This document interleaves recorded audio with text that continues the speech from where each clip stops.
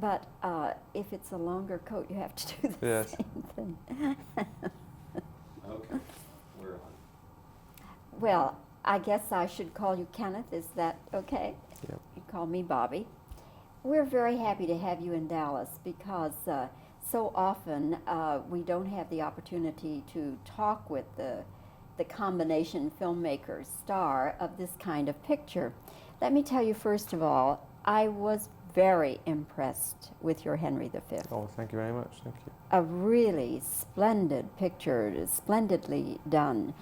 And I was really so amazed when I started doing a little research then after I saw it. First of all, you made it in how many weeks? 7 weeks. At 7.5 million? That's right. Dollars, yeah. Unheard of. Yes, it was wild. How did you do this epic in such a short time at so little cost? Well, we had a lot of things on our side. The gods were kind of on our side with the weather. We had a lot of things to do outside on the back lot around the studios, and we didn't lose an hour because of bad weather. I mean, so that meant we used every day. We also had a terrific team, the kind of core of which were the actors, an extraordinary group of British actors who were all very experienced in Shakespeare, but who were also very disciplined. We had a 2-week rehearsal period, and that helped, but there was never no prima donnas around at all, so no time was wasted with people stomping off to their caravans and things. And the crew was right behind it and worked together, rather like the merry band of Henry's brothers themselves. So there was a great feeling as one of the crew members said to me the week before we started, a week of night shoots, which was to film the Once More Into the Breach sequence. He said, "Cool, Governor, it feels like we're all going into the breach next week," because there was that kind of real teamwork feel. So it was kind of team effort that did it. It's also extraordinary that this is your first film. And any time one directs and stars in a film, it's a tremendous challenge, even for an experienced director-actor. Tell me about being both director and actor and directing your first film. Well, it evolved quite organically, really. I hadn't set out to be a film director, but I was very, very interested in this project because I felt it was an important piece, that it was a contemporary. It may have been written 400 years ago, but what it says about leadership and war and just its role as a wonderful adventure story was still as pertinent and alive today as possible. I wanted to make it as excitingly as possible and to try and get over some of the barriers that I've always tried to fight in the theatre between so-called high and low culture. I wanted to drop the Shakespeare barrier and make people feel that they could have a good night's entertainment, aside from the fact of thinking, oh, it must be good for me, and swallowing this great culture pill. So I wanted to have a hand in the whole production that did that. I wanted to make the film look like a movie, not like a filmed play. I wanted to take lots of license, which the purists may not like, with costumes and hair and the whole look of the picture to make it feel like it's out of 1989. And so that inevitably, as I was thinking about it, meant directing it.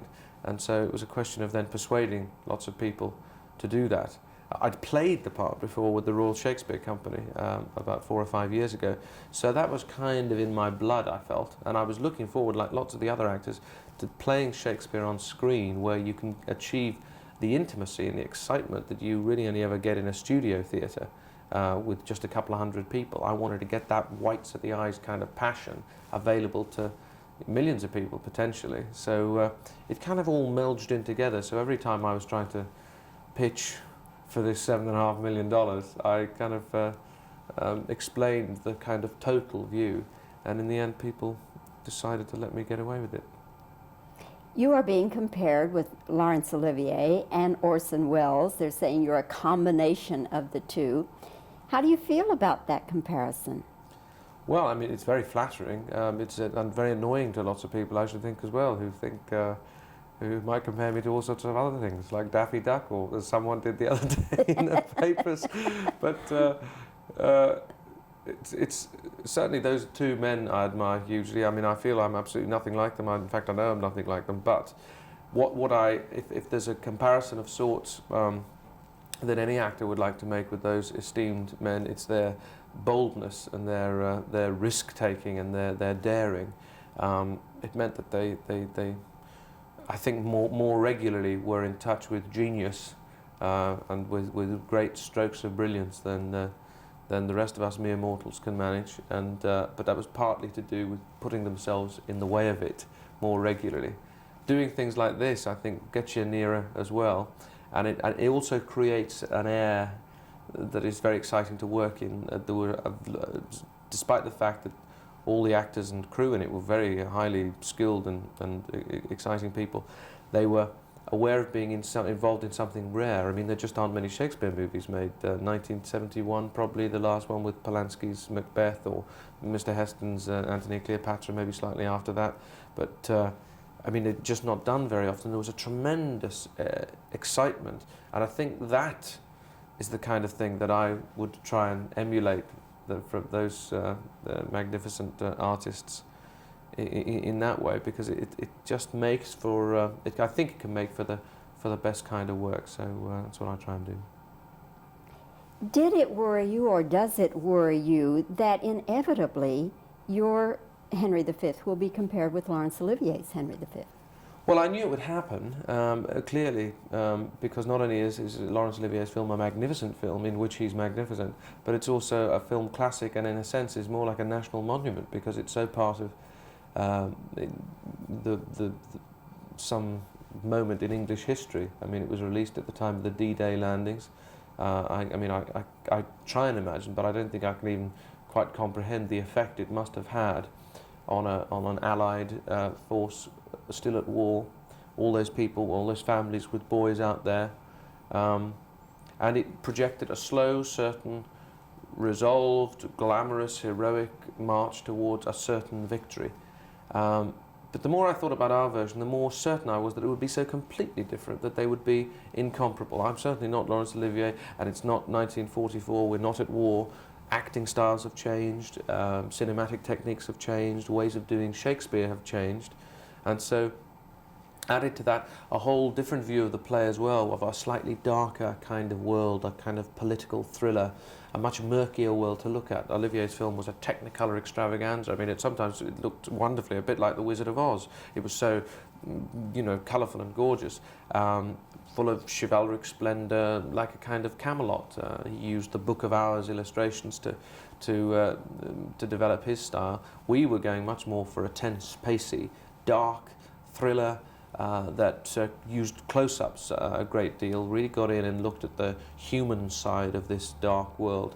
We were actually trying to reduce the distance between us and 14, 15. So we do take license with the whole look. Sometimes the battlefield, for instance, the Siege of Harfleur, we have trenches in order to sometimes suggest other conflicts, and at all times stressing the universality of it and saying, well, it may be about a battle then, but it means as much to people who fought in Vietnam or the Falklands or whatever.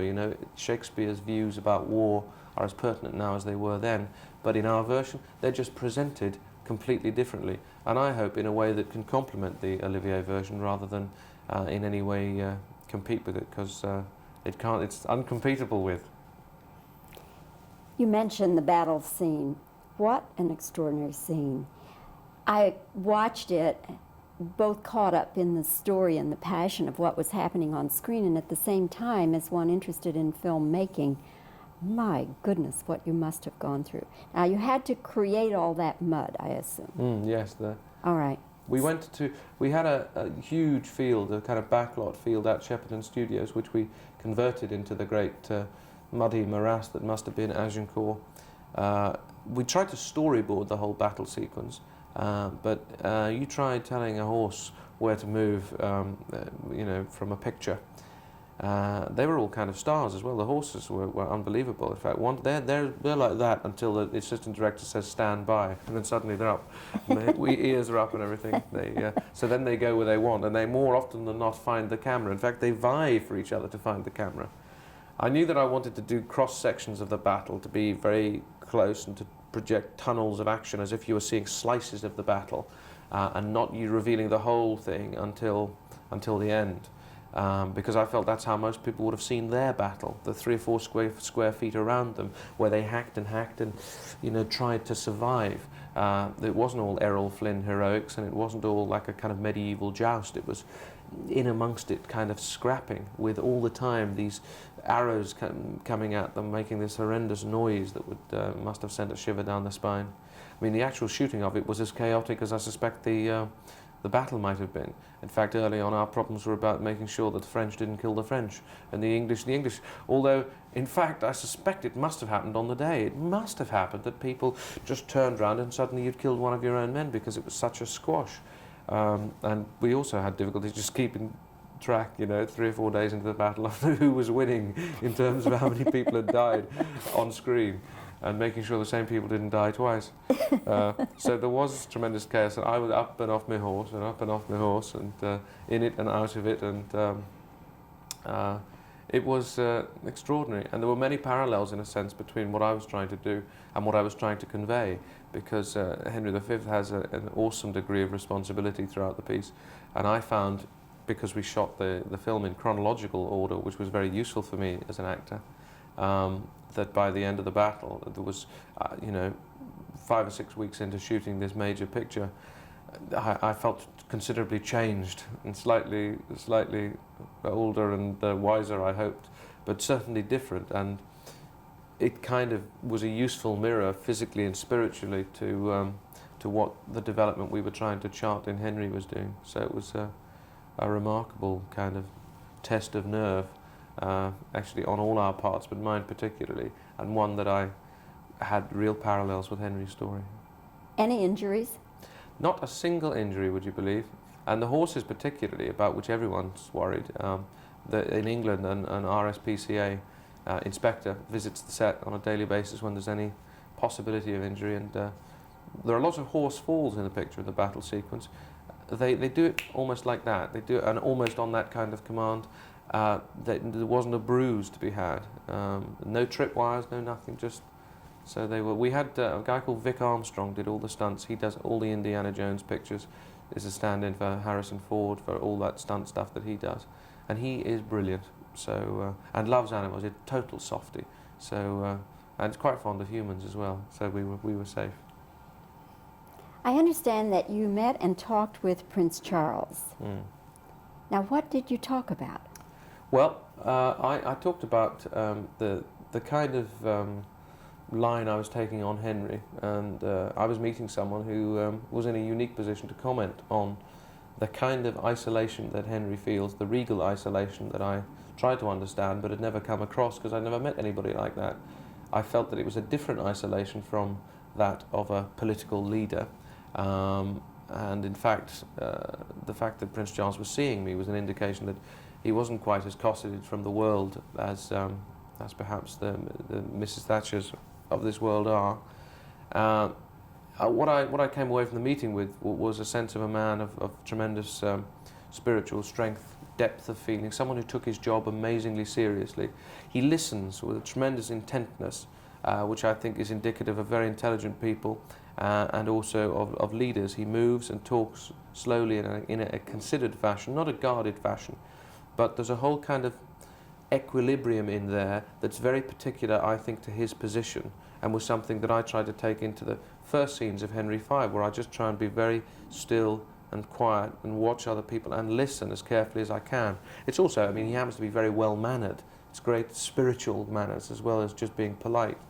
And in him as well I sensed the kind of melancholy, not sadness, but a melancholy to do with the gravity of one's position. I think he cares deeply about how he wields the enormous influence that he has.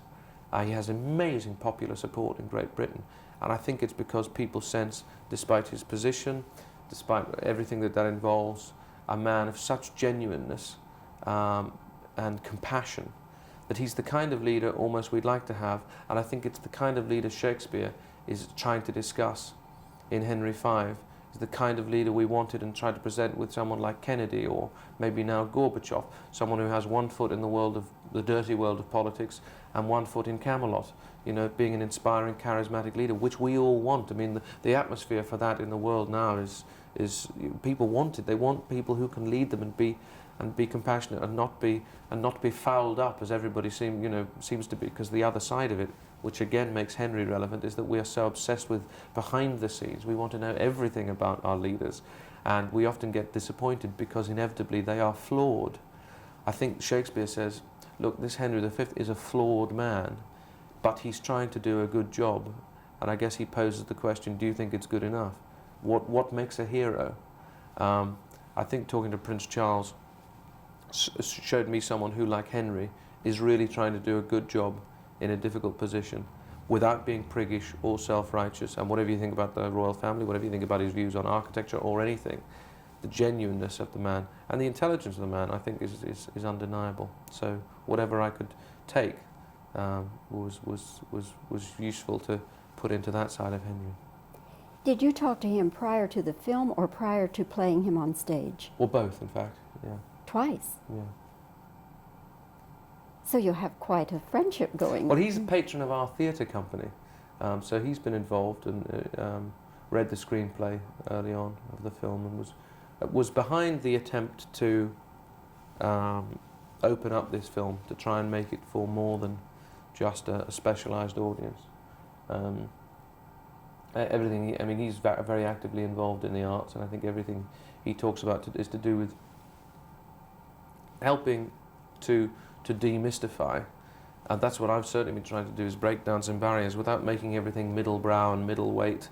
I just want to say, like, I've talked to a lot of high school kids on the way around the country in America who have said, it was great watching this because 10 minutes in I knew I was going to understand it.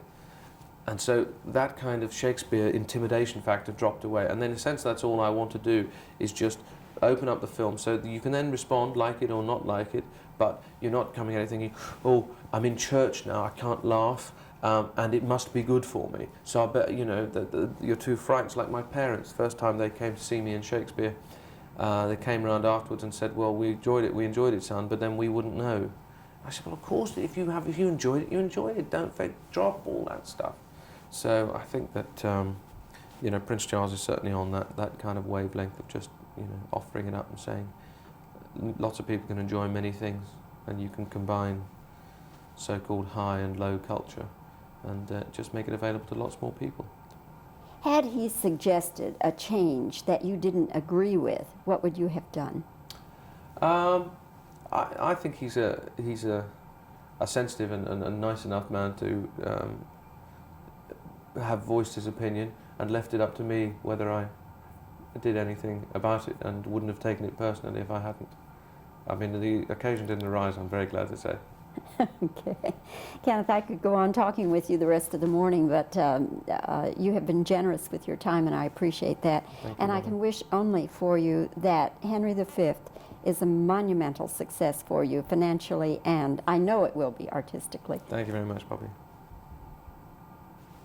Very good. Now, on that picture, because they all worked together, they all knew everybody. I mean, every time you went past a group of them waiting, there was another Larry story. Because they don't work with everybody, and so they were having a rare old time. They loved it, and then they get called. One of you come and get killed. You know, all that. Did you ever meet Olivier? I never did. No. Yeah, no. I never did either. No, he was just, you know, I missed seeing him in the theatre because I became interested in the theatre as an actor and started going actively to theatres in London about a year after he retired from the stage. I've met his wife several times, and you're 28 now? Yeah. 28, yeah. But you have a remarkable future ahead of you. Well, That's so exciting. We shall see. Oh, no, I'm sure you do. See. I'm sure you do. But, it's nice. I've been very pleased with the way this has gone down over here so far. We opened in New York and LA yesterday. And I saw the New York Times piece. Yeah, very Wonderful good. piece. And yeah. it was a great review in the LA Times as well. And but all right. yeah, no, I appreciate that. Yes. Okay. So do I say nothing? Yes, you will start to answer and then I'll wave you off. Just answer a few seconds and then stop. Okay. All right. You rolling? Yes. Yeah. What is your reaction to being compared to Laurence Olivier and Orson Welles? Well, it's very flattering on one level, but it's also rather intimidating. And That's fine. That's fine. In shooting the battle scene, what were some of your concerns? I wanted to get very close up to the action and to save my the epic stuff until. That's fine. That's fine. When you talked with Prince Charles, what did you discuss? We talked about the those elements of Henry V that I thought the kind of internal elements that he could be in a unique position to comment on. All right, fine. Had Prince Charles made a suggestion that you didn't agree with, what would you have done? I think that he's probably a nice enough man to have probably not insisted had he made a suggestion. Anyway, it didn't arise.